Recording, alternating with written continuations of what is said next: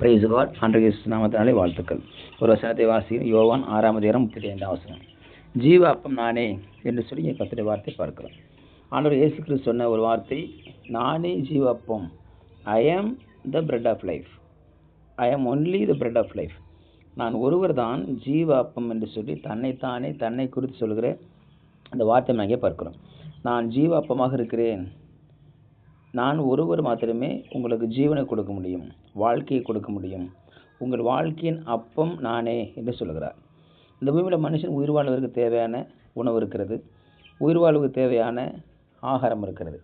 அதை உண்டு அவன் உயிர் வாழ முடியும். ஆனால் ஜீவன் என்பது நித்திய ஜீவனை குறிக்கிறது. ஜீவன் என்பது அவனுடைய பரிசுத்த வாழ்க்கை குறிக்கிறது. வெறும் சரீரம் மாத்திரமே இந்த பூமியில் இருப்பதனால எந்த பிரயோஜனம் கிடையாது. ஒரு சரீரம் மாத்திரமே இருந்து அந்த சரீரத்தில் வெறும் உணவு மாத்திரம் கொடுத்து அந்த சரீரம் வாழ வேண்டும் என்று சொன்னால் அதுக்கு பேர் வாழ்க்கை அல்ல. மாறாக ஜீவன் இருக்க வேண்டும். ஜீவனோடு கூட ஜீவன் என்பது வாழ்க்கையின் அடிப்படை முறைகளாக இருக்கிறது, அடிப்படை தத்துவமாக இருக்கிறது, அடிப்படை காரியமாக இருக்கிறது. ஆண்டவர் இயேசு கிறிஸ்து தன்னுடைய வாழ்க்கையை மனுஷனுக்கு கொடுத்தார். வார்த்தையாக இருந்த அவர் மாம்சமாக மாறி, மாம்சமான இயேசு இந்த பூமியிலே அவர் வந்து இந்த பூமியிலே மனிதனுக்காக தன் வாழ்க்கையை கொடுத்தார். ஜீவ அப்பமாக அவர் இருந்தார். அவர் என்றென்றைக்கும் அழியாத அப்பமாக இருந்தார், நித்திய அப்பமாக இருந்தார். ஆகவே தான் நான் ஒருவர் மாத்திரமே ஜீவ அப்பத்தை கொடுக்க முடியும். ஒரு மருத்துவர்கிட்ட ஒரு நோயாளி போகிற பொழுது அவர் வெறும் மருந்து மாத்திரம் கொடுப்பதல்ல, மாறாக வார்த்தைகளை சொல்லுவார், உற்சாகப்படுத்துவார். உனக்கு சுகமாகிவிடும், உனக்கு நன்மை நடந்துடும், நீ நல்லா ஆயிடுவ என்று சொல்லி வார்த்தைகளை சொல்கிற பொழுது அவர் கொடுக்கிற மருந்தும் அவர் சொல்லுகிற வார்த்தைகளும் அங்கே ஜீவனாக மாறும், உயிராக மாறும். ஒருவேளை வெறும் மருந்து மாத்திரம் சாப்பிட்டுட்டு நம்பிக்கை இல்லாமல் சாப்பிட்டுருந்தாருன்னா ஒரு நோயாளிக்கு கடைசி வரைக்கும் சுகமே கிடைக்காது. ஆக இது எனக்கு சுகம் ஆகும் என்ற மருந்தை சாப்பிட்ற பொழுது தான் அங்கே சுகம் அவருக்குண்டான நன்மைகளும் இருக்கும். ஒரு வியாதியஸ்தனுக்கு வெறும் மருந்து மாத்திரமே சுகத்தை கொடுக்காது, மாறாக வார்த்தைகள் அவசியம். ஆண்டவராக இயேசு நம்முடைய வாழ்க்கையில் அவசியமாக இருக்கிறார். இயேசு கிறிஸ்து வேணுமா வேணாமா இல்லை, அது அவசியமானது, அத்தியாவசியமானது, ஆப்ஷன் கிடையாது.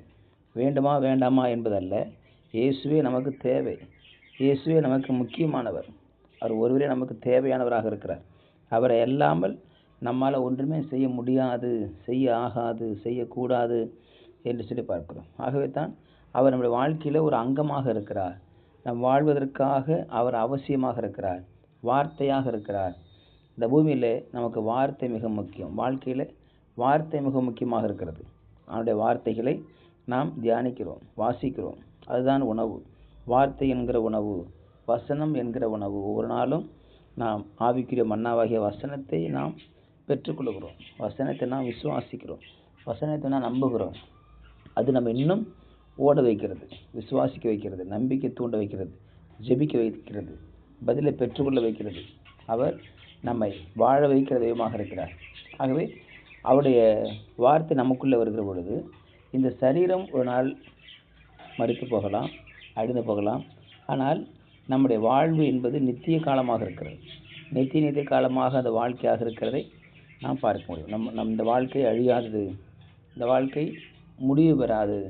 சரீரத்தின் வாழ்க்கை முடிந்து போகும், சரீரத்தினுடைய ஓட்டம் முடிந்து போகும். ஆனால் நம்முடைய வாழ்க்கை நித்திய ஜீவன் என்றென்றைக்கும் அது அழியாதாக இருக்கிறதை நான் பார்க்கிறோம். ஆகவே தான் நான் சொன்னால் ஜீவ அப்பம் என்ற வார்த்தையை உங்களில் நீங்கள் நம்பினீங்கன்னு சொன்னால் உங்களுக்கு நித்திய ஜீவன் நான் கொடுப்பேன், நித்திய வாழ்வை கொடுப்பேன்.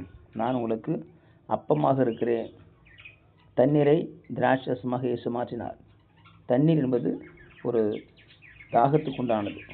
ஆனால் அதற்குள்ள இயேசு கிறிஸ்து இந்த அற்புதம் செய்கிற பொழுது அது உணவாய் மாறிற்று. திராட்சை ரசம் என்பது உணவாய் மாறிற்று, ஒரு உணவாக மாறிற்று. அப்போது இயேசுவினுடைய வார்த்தை வருகிற பொழுது அங்கே நம்முடைய வாழ்க்கையின் காரியங்கள் அது ஒரு உணவாக நித்திய ஜீவனாக மாறும் என்று பார்க்கிறோம். ஆக நம்முடைய வாழ்க்கையில் வெறும் ஆகாரம், சரீரத்தின் ஆகாரம் மாத்திரமல்ல, ஆவிக்குரிய ஆகாரமாகிய வசனம் மிக அவசியமாக இருக்கிறது. ஆகவே தான் இயேசு கிறிஸ்து கடைசி நேரத்தில் மரிக்கிறதுக்கு முன்பதாக அவர் அப்பத்தை எடுத்து பிட்டு சீஷருக்கு கொடுத்தார். இது உங்களுக்கு கொடுக்கப்படும் என்னுடைய சரீரமாக இருக்கிறது. திராட்சை ரசத்தை கொடுத்தார். இது என்னுடைய இரத்தமாக இருக்கிறது. இதை புசிக்கும் பொழுதும் பானம் பண்ணும் பொழுதும் என் நினைவு கூறும்படி செய்யுங்கள் என்றார். ஆகவே அவர் நினைவு கூறலாகத்தான் இன்றைக்கு நாம் அதை செய்து கொண்டிருக்கிறோம். ஆகவே ஆண்டவராகிய இயேசுடைய வார்த்தை நமக்கு அப்பமாக இருக்கட்டும். நம்ம வாழ்க்கை கத்தர் ஆசீர்வதிப்பார். ஜெபிக்கலாம். பரிசுத்தமாக நாளுக்கு ஸ்தோத்திரம் பண்ணுகிறோம். எங்களோட பேசின வார்த்தைக்கு நன்றி ஆண்டவரே. இவருடைய வாழ்க்கையில அப்பமாக இருப்பதற்காக ஸ்தோத்திரம். நம்முடைய கருத்தாக்கு நாமத்தில்